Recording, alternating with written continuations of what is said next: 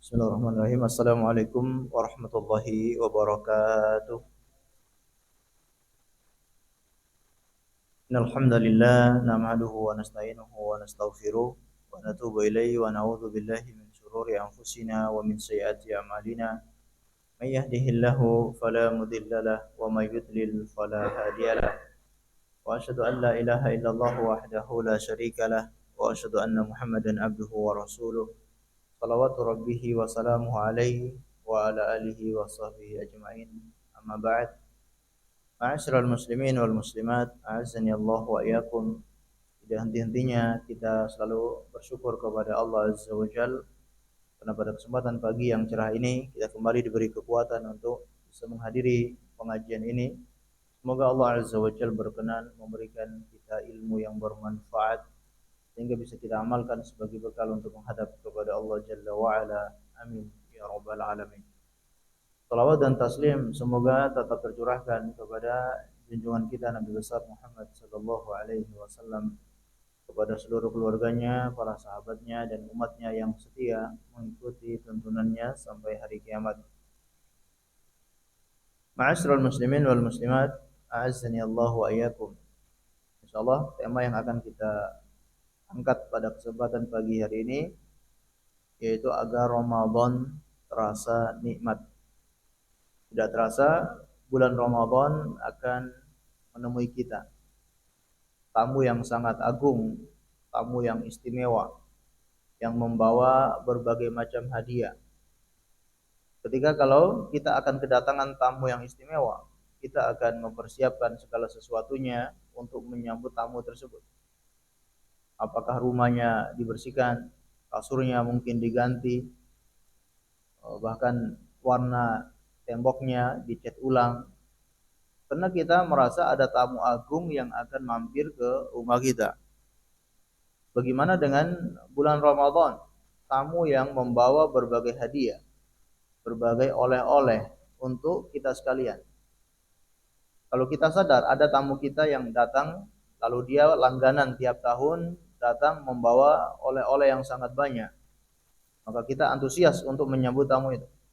Dia datang, oleh-olehnya mobil, oleh-olehnya sertifikat rumah, oleh-olehnya anak-anaknya dikasih puluhan miliar, bahkan triliunan. Kira-kira kita mau menyambut tamu itu tuh ya. Kita akan semangat untuk menyambut tamu tersebut. Bahkan kita akan berharap ya, semoga tamu ini datang terus. Jangan cuma tiap tahun, tapi kalau bisa tiap bulan tamu ini datang kepada kita.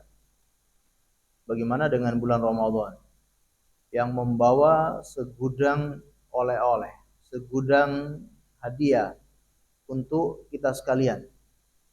Yang dibawa oleh Ramadan itu bukan hanya 1 miliar, 2 miliar atau triliunan, tapi adalah pembebasan dari api neraka.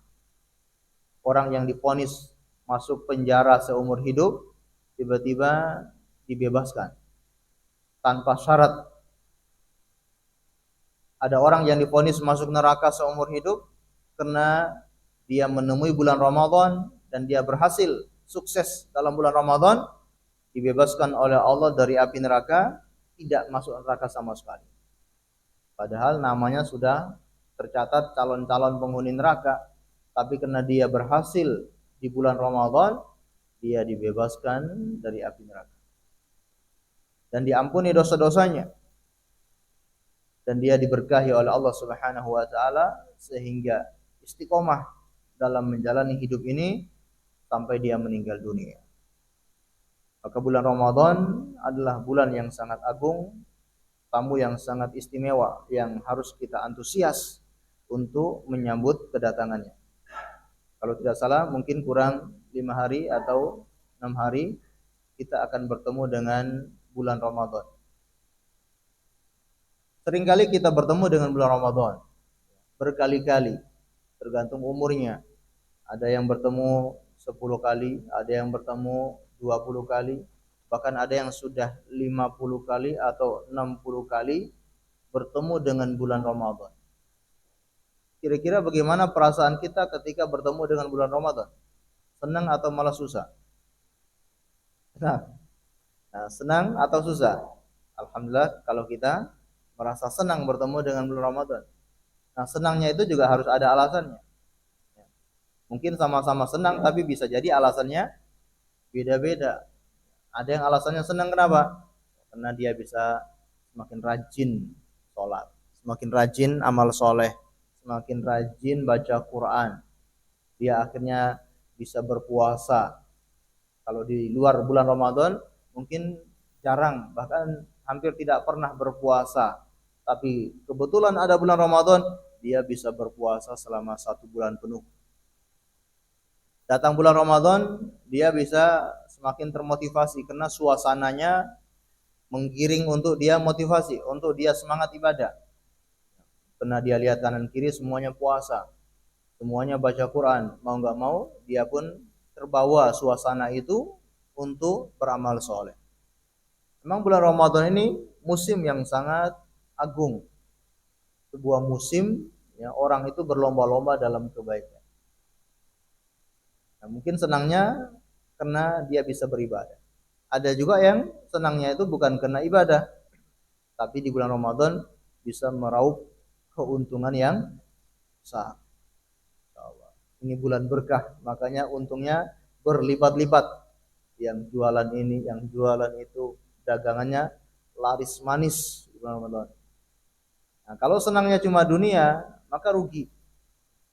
Bulan Ramadan yang datang dengan ampunan, datang dengan keberkahan, kok dimanfaatkan cuma urusan dunia, maka ini sangat disayangkan. Atau bahkan ada yang tidak senang ketika datang bulan Ramadan. Yang biasanya tiap pagi sarapan, ini tak bisa sarapan gara-gara puasa. Bahkan ada yang kalau di luar bulan Ramadan dagangannya selalu laris, warungnya rame, tapi di bulan Ramadan akhirnya sepi, ya, orang tidak makan siang, akhirnya tutup. Merasa, wah kenapa harus ada bulan Ramadan? Dagangan saya sepi. Bahkan orang-orang kafir, ya, ada di daerah-daerah terpencil itu, mereka biasanya dagang arak, dagang tuak. Gimana tahu ya, tuak mirip susu tapi memabukkan, tuak. Jadi apa yang mereka sesalkan? Kalau datang bulan Ramadan kita ini kesulitan, tuak kami ini nggak laku. Berarti selama ini yang minum siapa? Yang minum selama ini siapa? Orang Islam ya. Maka begitu datang bulan Ramadan, tuaknya itu nggak laku-laku, bahkan sepi. Jadi banyak orang yang akhirnya nggak suka datang bulan Ramadan. Kita sebagai orang yang beriman harusnya merasa senang, merasa bahagia ketika datang bulan Ramadan. Bahkan seorang muslim itu dia akan selalu menikmati bulan Ramadan tersebut karena beraneka ragam amalan ibadah yang ada di dalamnya beserta pahala dan balasannya yang berlipat ganda. Maka dia akan merasakan kenikmatan dalam hatinya. Dan namanya amal soleh, namanya ibadah itu bisa dinikmati. Ada rasa manisnya, ada rasa lezatnya ibadah tersebut. Maka kita berusaha tiap ketemu bulan Ramadan agar berusaha menikmati bulan Ramadan itu. Sebagaimana kita ibadah-ibadah yang lain, ibadah sholat, kita berusaha bagaimana menikmati sholat yang kita kerjakan. Bukan hanya sebuah beban yang harus digugurkan, tapi bagaimana menikmati sholat yang selama ini kita kerjakan. Begitupun tiap kali bertemu bulan Ramadan kita berusaha untuk menikmati bulan Ramadan tersebut. Lalu bagaimana caranya, langkah-langkahnya agar kita bisa menikmati bulan Ramadan ini? Di antara langkah-langkah yang bisa kita sebutkan, ya, kurang-kurangnya ada 3 langkah. Yang pertama, menyadari Ramadan adalah karunia. Jadi mindset kita, pemikiran kita harus kita tanamkan bahwa Ramadan itu adalah karunia. Ramadan itu adalah kenikmatan yang besar dari Allah Subhanahu wa taala. Poin yang kedua yaitu memahami kenapa kita perlu berpuasa. Memahami apa tujuan kenapa kita perlu berpuasa di bulan Ramadan. Dan poin yang ketiga, memiliki persiapan. Sebelum datang bulan Ramadan, kita punya persiapan untuk menyambut bulan Ramadan tersebut. Baik, kita bahas poin yang pertama, yaitu menyadari bulan Ramadan adalah karunia. Bulan Ramadan nikmat yang besar. Makanya Rasulullah SAW seringkali memberikan kabar gembira kepada para sahabatnya ketika akan datang bulan Ramadan.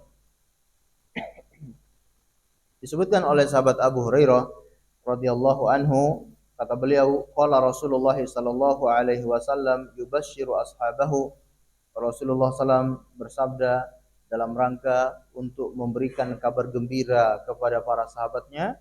Apa sabda beliau? Qad ja'akum syahrul Ramadan syahrun mubarakun iftaradallahu alaikum siyamahu yaftahu fihi abwabul jannah wa yughlaqu fihi abwabul jahim wa tughallu fihi syayatin fihi lailatun khairun min alfi syahrin man hurima khairaha faqad hurim. Sungguh telah datang kepada kalian wahai para sahabatku bulan Ramadan. Bulan Ramadan ini akan menemui kalian wahai sahabatku. Lalu beliau menyebutkan syahrun mubarak, yaitu bulan yang diberkahi. Bulan yang lebih istimewa dari bulan-bulan yang lain. Bulan yang sangat diberkahi. Namanya berkah itu berarti selalu bertambah dan selalu tumbuh. Apanya? Kebaikan-kebaikannya. Namanya berkah, kebaikannya selalu bertambah, selalu tumbuh. Tidak pernah terbatas. Tidak ada batasannya, selalu numbuh terus. Nah, itu namanya berkah. Melakukan amal soleh ini dibuka pintu-pintu amal soleh yang lain. Melakukan amal soleh ini diberi semangat untuk beramal amalan-amalan yang lain. Itu berkah. Makanya di bulan Ramadan, kenapa kita merasakan semangat ibadah yang begitu besar? Karena berkah. Allah berkahi amalan kita. Melakukan sholat diberkahi. Akhirnya semangat untuk sholat-sholat yang lainnya. Sholat-sholat sunnah yang lainnya. Puasa semangat. Sehingga dia terlatih untuk puasa setelah bulan Ramadan. Kemudian semangat untuk ibadah-ibadah yang lain, membaca Al-Quran, beriktikaf, berzikir. Ini karena bulan yang diberkahi. Iftaradallahu alaikum siyamahu. Allah mewajibkan untuk kalian puasanya. Ini juga bukti karunia Allah Subhanahu wa taala, Allah mewajibkan kita puasa. Kenapa ini menjadi nikmat? Puasa itu karunia, nikmat atau beban? Kita diwajibkan puasa itu beban atau karunia? Betul ya? Karunia ya? Atau beban malahan? Walaupun terasa berat ya. Secara hukum usul fikihnya itu menjadi beban, menjadi taklif.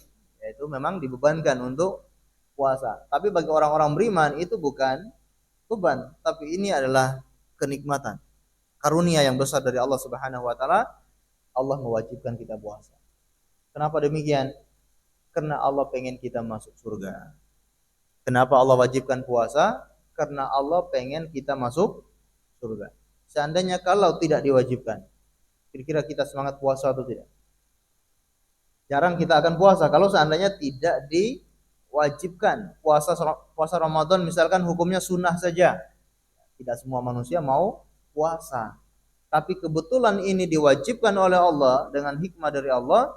Allah wajibkan itu, kita semua serentak 1 bulan itu berlomba-lomba untuk puasa. Dan ini menunjukkan bagaimana Allah pengen manusia itu masuk surga. Karena tujuan dari kita puasa adalah apa? La'allakum tattaqun. Ya ayyuhalladzina amanu kutiba alaikumusiyam kama kutiba alal ladzina min qablikum la'allakum tattaqun. Wahai orang-orang yang beriman, diwajibkan atas kalian untuk berpuasa sebagaimana diwajibkan orang-orang sebelum kalian. Tujuan daripada puasa ini adalah la'allakum tattaqun, supaya kalian menjadi orang-orang yang bertakwa. Kalau sudah bertakwa, masuk neraka atau masuk surga? Masuk surga. Karena Allah pengen kita masuk surga, Allah wajibkan kita puasa agar menjadi orang yang bertakwa, supaya layak untuk dimasukkan ke dalam surga. Maka karunia Allah mewajibkan kita berpuasa. Kemudian yaftahu fi abwabul jannah.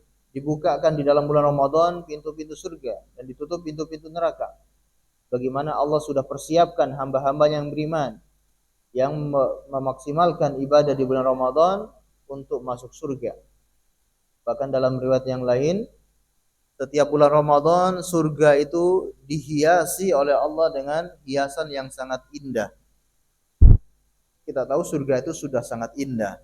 Surga itu sudah sangat menawan, sudah dengan penuh perhiasan di dalamnya. Itu pun tiap bulan Ramadan Allah hiasi lagi surga itu, tujuannya agar manusia mau masuk ke dalam surga itu. Manusia termotivasi untuk mengejar surga tersebut.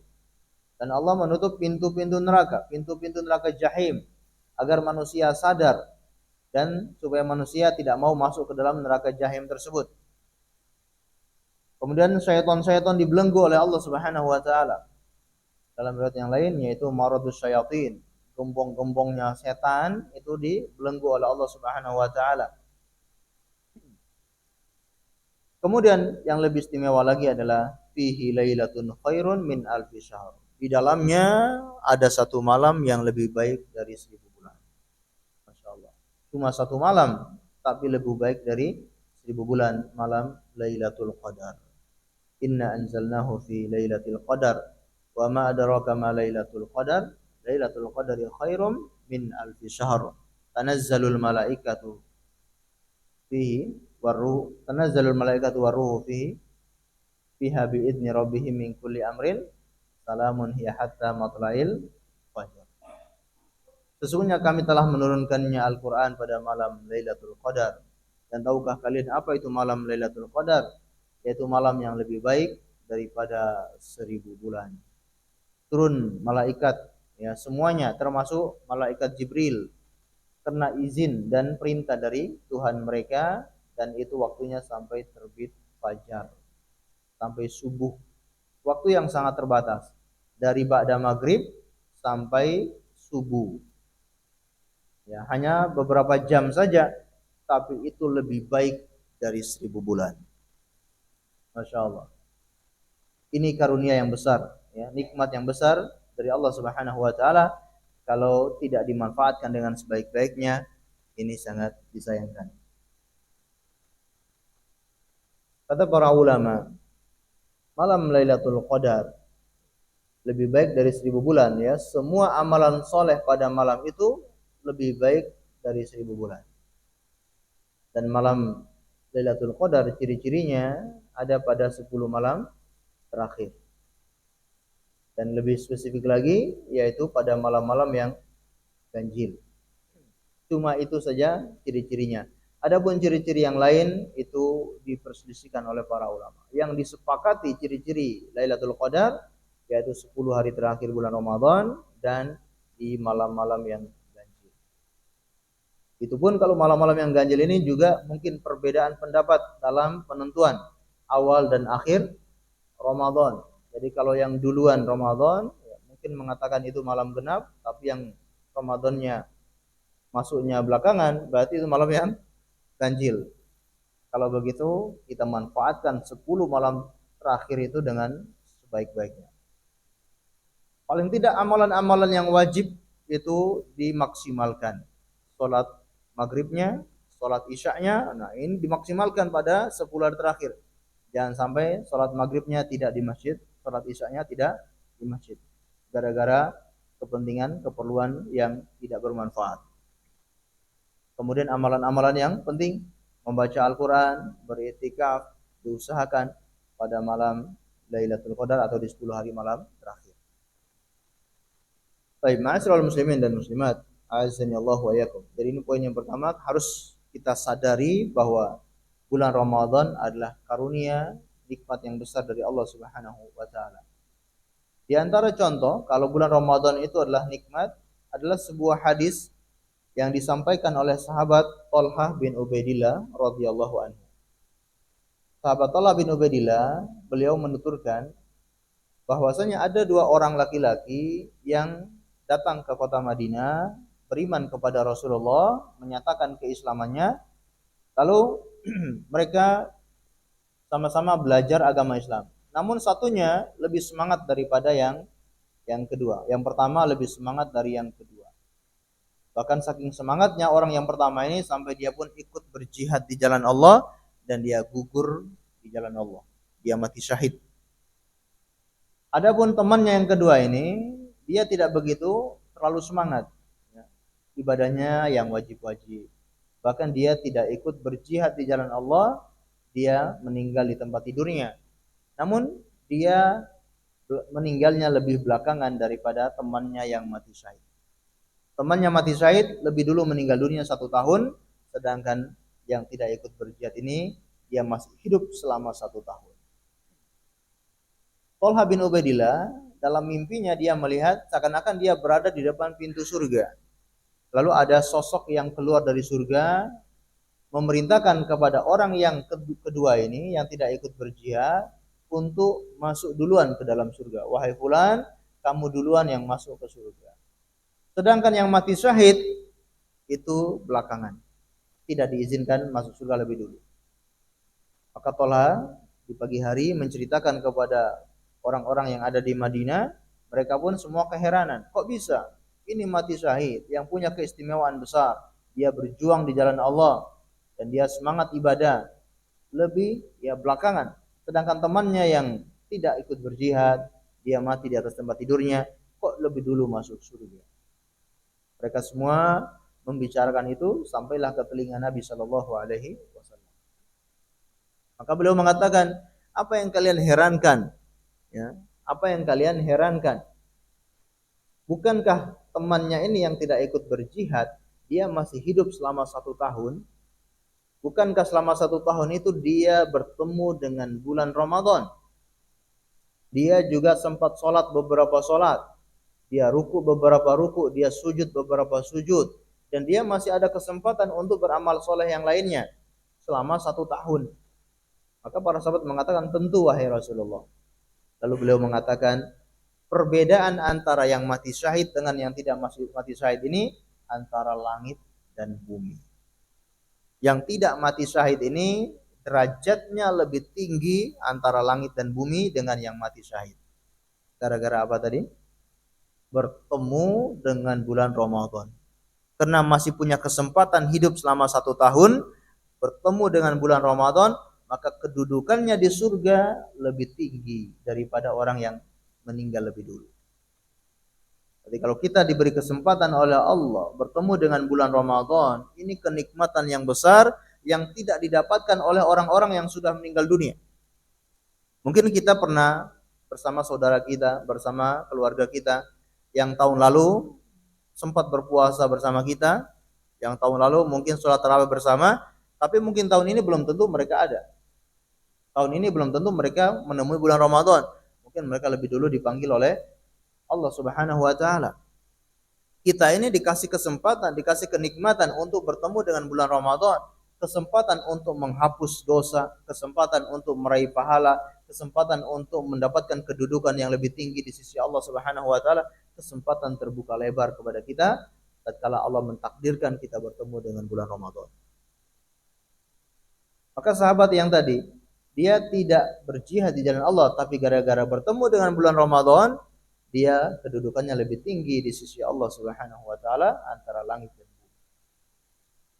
Maka kita ketika ditakdirkan oleh Allah Subhanahu wa taala untuk bertemu dengan bulan Ramadan, maka rasakan ini adalah kenikmatan yang besar yang harus kita syukuri. Karena tidak semua orang mampu bertemu dengan bulan Ramadan.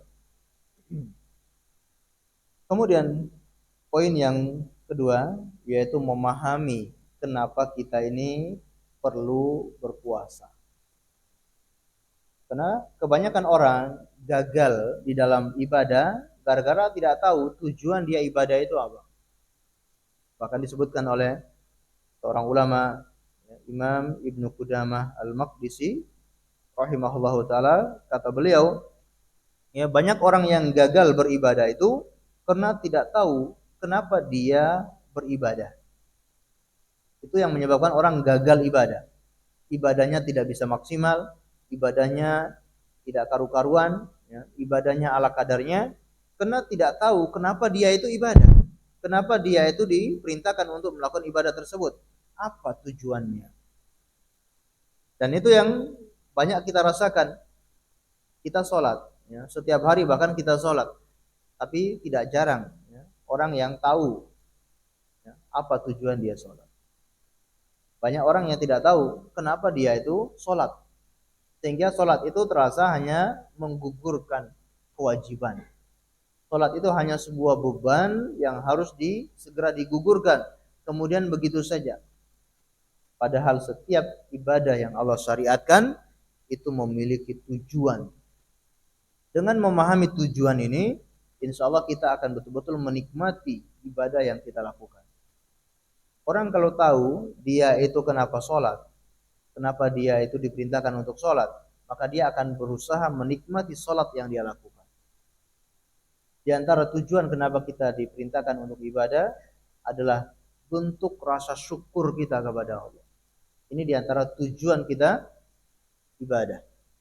Tujuan kita sholat, tujuan kita puasa, tujuan kita melakukan ibadah-ibadah yang lain.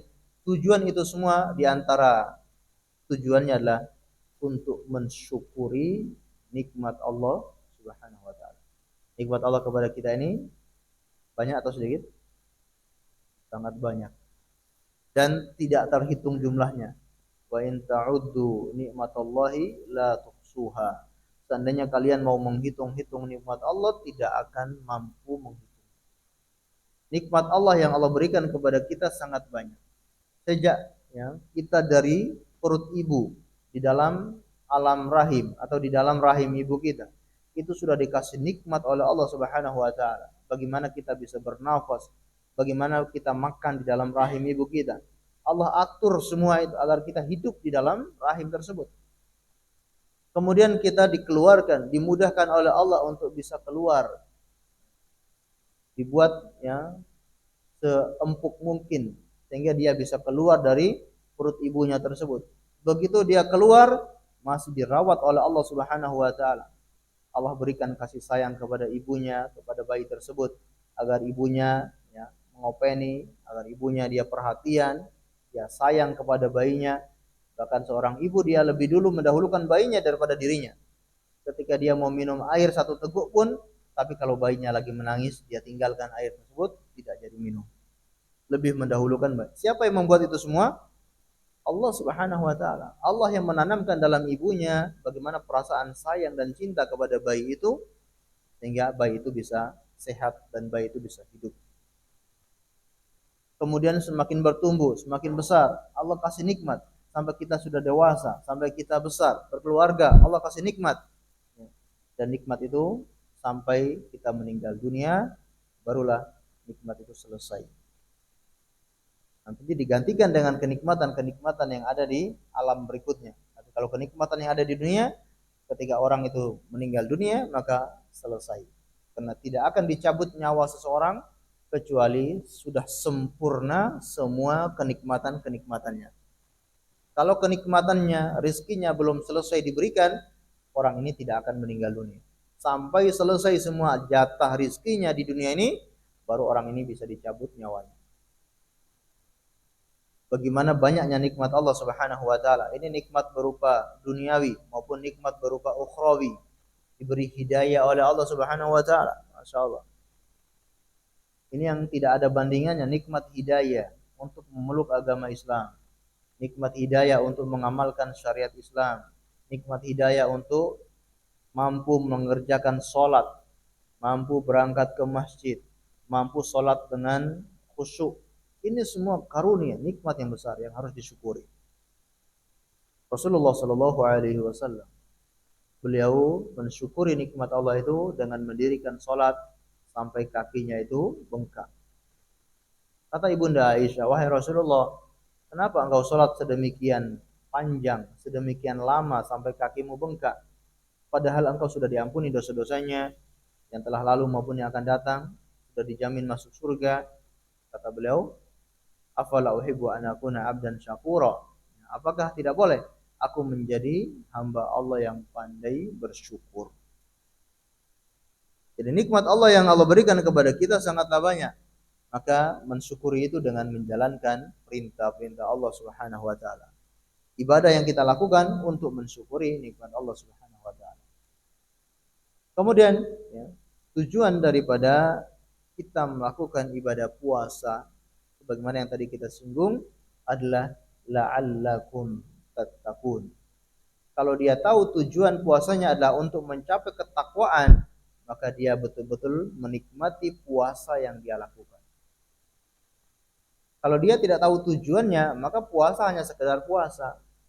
Puasa hanya menahan lapar, hanya menahan makan, menahan minum, hanya itu saja. Tapi yang lainnya tetap dia lakukan. Padahal namanya puasa itu adalah apa? Al-imsak, menahan. Apa yang ditahan?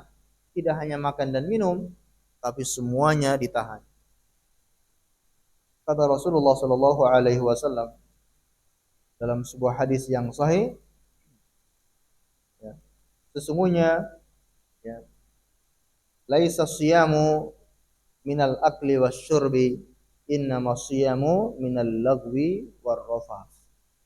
Bukan puasa itu hanya menahan lapar, menahan makan dan menahan minum, akan tetapi puasa itu adalah menahan lagwi warrafas, yaitu perbuatan yang sia-sia dan perbuatan yang mengandung dosa. Ini semua harus ditahan. Jadi tujuan kita puasa adalah menahan atau melatih kita untuk bisa menahan, mengrem dalam kehidupan ini. Ya, kita harus punya rem. Ya, dalam hidup ini tidak hanya terus gas, tapi ada rem. Kadang-kala kita rem, kadang-kala kita gas. Orang yang hidupnya selalu gas, selalu digas terus, bahagia atau tidak? Tidak akan bahagia.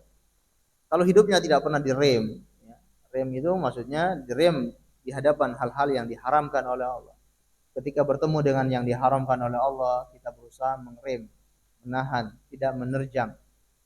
Kalau orang hidupnya seperti itu, insya Allah bahagia.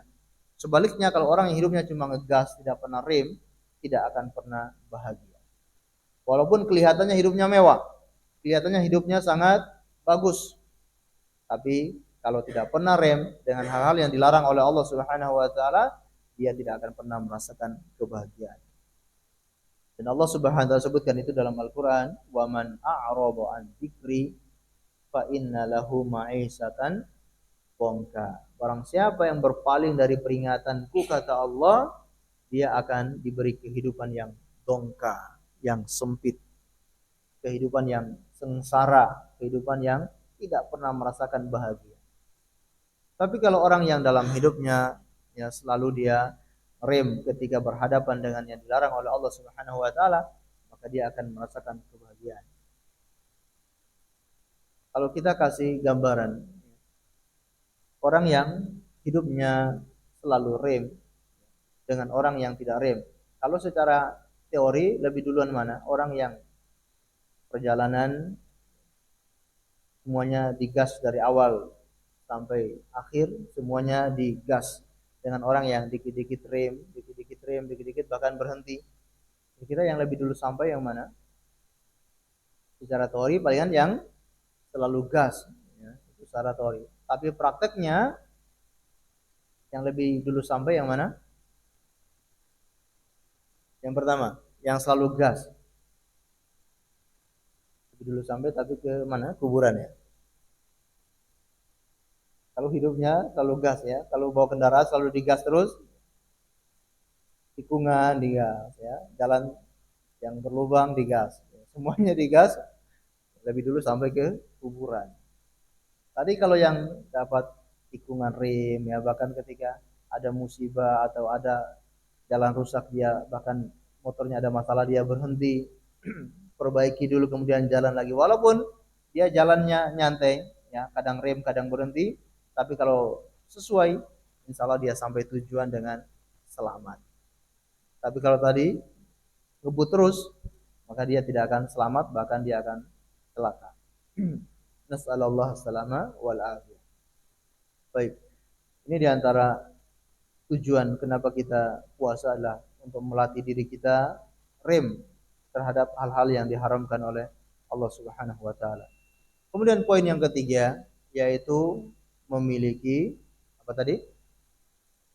Ada yang masih ingat? Poinnya pertama, agar kita bisa menikmati ibadah atau menikmati Ramadan. Poinnya pertama tadi masih ingat? Apa? Hah? Harus merasa Ramadan adalah karunia. Poin yang kedua, memahami tujuan kita berpuasa. Nah, poin yang ketiga tadi apa? Memiliki persiapan.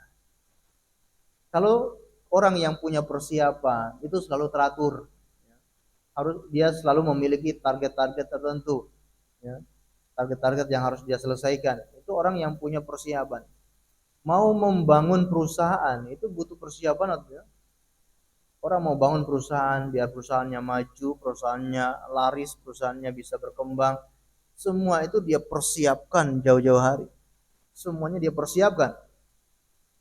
Bagaimana pembangunannya, bagaimana pengelolaannya, bagaimana karyawannya, itu semua sudah dipersiapkan, bahkan sudah dilakukan studi lapangan untuk meninjau itu semua agar dia sukses menjalankan usaha tersebut. Kita ini sekarang akan bertemu dengan bulan Ramadan, kok modalnya cuma bonek. Mau ketemu bulan Ramadan, modalnya apa? Bonek, bondo nekat. Gimana kita akan maksimal di bulan Ramadan kalau modalnya cuma bondo nekat? Harus ada ilmunya, harus ada persiapan untuk bertemu dengan bulan yang istimewa. Dan persiapannya, ya para ulama itu jauh-jauh hari sudah mempersiapkan. Bahkan 6 bulan sebelum datang bulan Ramadan itu mereka sudah persiapkan. Makanya ketika masuk bulan Ramadan betul-betul maksimal. Sebagian ulama mengatakan ya dari bulan Rajab itu sudah persiapan. 3 bulan sebelum Ramadan itu sudah persiapan. Kata Abu Bakar Al-Bakhi, ya, Al-Warraq, Abu Bakar Al-Warraq Al-Bakhi, kata beliau, bulan Rajab itu bulan untuk nanam tanaman. Sedangkan bulan Sya'ban itu bulan untuk siap-siap menyirami tanaman. Dan Ramadan itu sudah panen. Persiapannya sudah jauh-jauh hari. Nah, kita ini Ramadan kurang lebih 5 hari atau 6 hari lagi di hadapan kita. Maka sekarang inilah persiapan untuk menyambut bulan Ramadan tersebut. Apa saja kira-kira yang perlu kita persiapkan? Yang pertama, minta pertolongan kepada Allah. Belum masuk bulan Ramadan atau nanti juga masuk bulan Ramadan, selalu minta pertolongan kepada Allah. Minta pertolongan apa?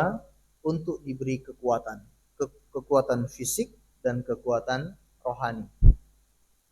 Kita minta kekuatan kepada Allah, diberi kekuatan fisik dan kekuatan rohani. Karena yang bisa menggerakkan kita berpuasa untuk beramal soleh adalah Allah Subhanahu wa taala. Allah yang memberikan hidayah untuk kita. Maka jalan satu-satunya yaitu minta bantuan sama Allah Subhanahu wa taala. Ini yang kita baca selalu dalam surat Al-Fatihah, Iyyaka na'budu wa iyyaka nasta'in. Hanya kepadamu yang kami menyembah dan hanya kepadamu kami memohon pertolongan. Memohon pertolongan untuk bisa menyembahmu. Jadi memohon pertolongan kepada Allah untuk bisa menyembah Allah Subhanahu wa taala. Kita mohon agar bisa memiliki kekuatan fisik. Karena ada orang yang bertemu dengan bulan Ramadan tapi ternyata dia tidak mampu berpuasa. Mungkin karena sakit ya, atau mungkin karena ada uzur tidak bisa menjalankan ibadah di bulan Ramadan padahal sangat pengen, sangat semangat. Banyak orang-orang saudara kita yang ada di rumah sakit mungkin sudah sangat pengen berpuasa, pengen ibadah di bulan Ramadan, tapi tidak ada daya, tidak punya kemampuan. Ada juga orang-orang yang punya kemampuan, punya fisik yang kuat, tapi tidak dikasih hidayah. Akhirnya apa? Siang-siang tidak puasa. Siang-siang masih banyak di warung kopi. Di pasar misalkan, di warung-warung kopi. Padahal fisiknya Masya Allah, fisiknya sangat kuat, tapi tidak dikasih hidayah oleh Allah. Kita mohon dua-duanya. Mohon dikasih kekuatan fisik dan mohon diberi hidayah oleh Allah Subhanahu wa taala. Sebagaimana doa yang diajarkan oleh Rasulullah sallallahu alaihi wasallam yang disampaikan juga oleh para sahabat, yaitu Allahumma sallimni ila Ramadan wa sallim li Ramadan wa tusallimhu minni mutaqabbila. Kita berdoa kepada Allah untuk bisa bertemu dengan bulan Ramadan, untuk bisa beramal di bulan Ramadan dan agar amalan itu diterima oleh Allah Subhanahu wa taala. Doa dengan bahasa kita atau kalau kita tidak tahu doa dengan Arab ini, maka kita bisa membaca dengan yang kita mampu. Ya Allah, pertemukan saya dengan Ramadan, beri saya hidayah untuk beramal di bulan Ramadan dan terima amalan-amalan saya selama bulan Ramadan. Nah, kita berdoa kepada Allah Subhanahu wa taala. Kemudian ya persiapan berikutnya adalah kita selalu bertobat kepada Allah dan beristighfar. Mulai banyak beristighfar. Minimalnya setiap hari 100 kali selalu membaca istighfar. Karena dengan istighfar itu kita berharap Allah membersihkan hati-hati kita, Allah mensucikan jiwa kita sehingga kita siap untuk bertemu dengan bulan Ramadan. Dan sudah mulai bertobat kepada Allah, meninggalkan maksiat yang mungkin selama ini dilakukan atau sulit ditinggalkan. Maka ditinggalkan, mulai bertobat kepada Allah dan juga banyak mengucapkan istighfar. Karena dengan istighfar itu insya Allah Allah bantu kita untuk membersihkan dosa-dosa. Karena kalau orang yang masih punya dosa-dosa, sulit untuk dia semangat di bulan Ramadan. Bahkan sulit dia untuk melihat keagungan bulan Ramadan. Tadi kita di awal menyebutkan bahwa kita harus tanamkan dalam hati kita bulan Ramadan itu nikmat yang besar, keagungan yang besar. Tapi kalau orang yang banyak dosanya, hatinya belum dibersihkan, sulit dia melihat keagungan bulan Ramadan itu. Makanya kata Allah Subhanahu wa taala, "Wa dzalika wa may yu'azzim sya'airallah fa innaha min taqwal qulub." Yang demikian itu barang siapa yang mengagungkan syiar-syiar Allah itu karena ketakwaan di dalam hatinya. Di hati yang kurang bertakwa, yang masih banyak dosanya, sulit untuk mengagungkan bulan Ramadan, mengagungkan syiar-syiar Allah. Seandainya dia ada di tempat yang paling mulia pun, dia biasa-biasa saja.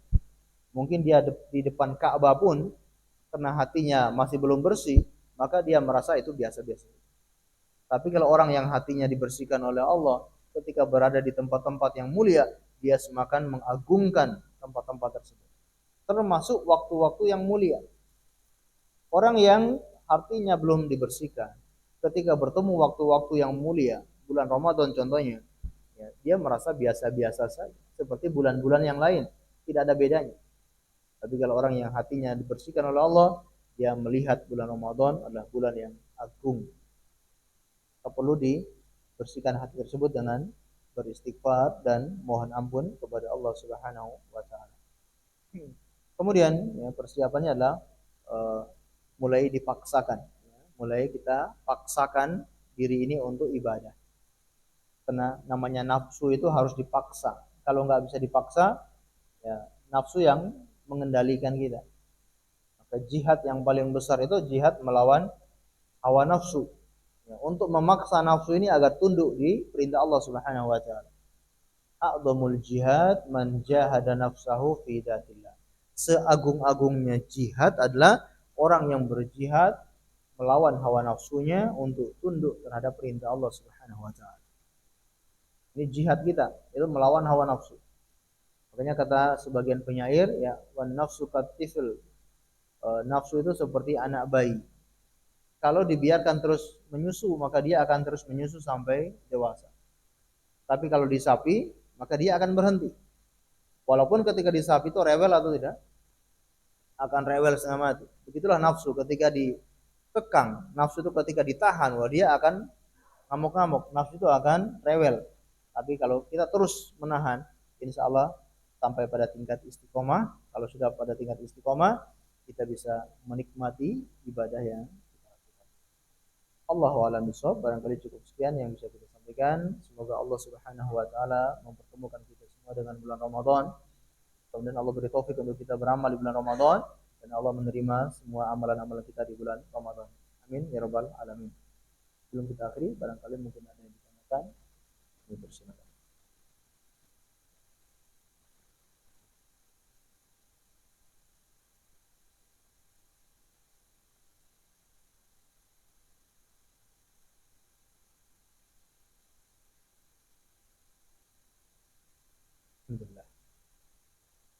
Ampun, berarti tidak ada pertanyaan. Kita akhiri dengan membaca doa kafaratul majlis.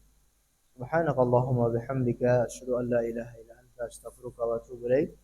Wa sallallahu ala nabiyyina Muhammad wa ala alihi wasallam. Terima kasih atas perhatiannya. Mohon maaf atas segala kekurangannya. Assalamualaikum warahmatullahi wabarakatuh.